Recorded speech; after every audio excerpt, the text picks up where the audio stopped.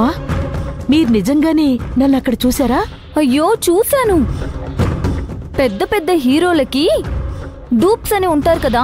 Junior Chiranjeevi, junior Amitabh Bachchan, ఇలా junior Lakshmamma అని ఎవరైనా ఉంటే నాకు చెప్పు. ఉండుండొచ్చమ్మగారు.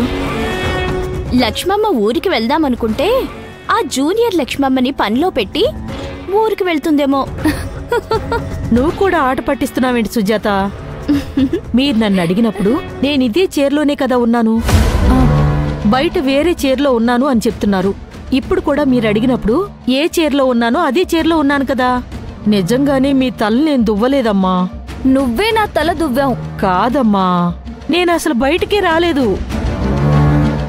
అలా అయితే నువ్వు లోపలే ఉంటే బయట అమ్మగారికి తల దువ్విందెవరో.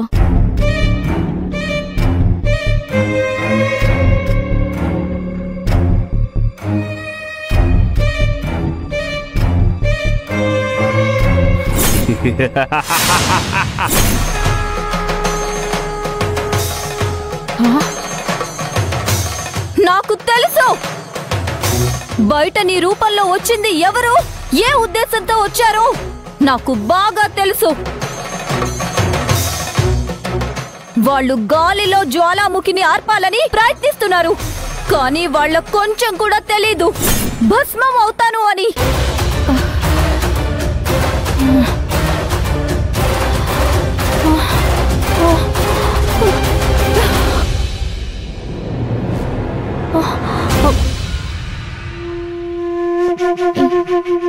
లక్ష్మమ్మ, బయట వచ్చిందెవరో తెలిస్తే నాకు చెప్పు, సరేనా? సరేనమ్మా.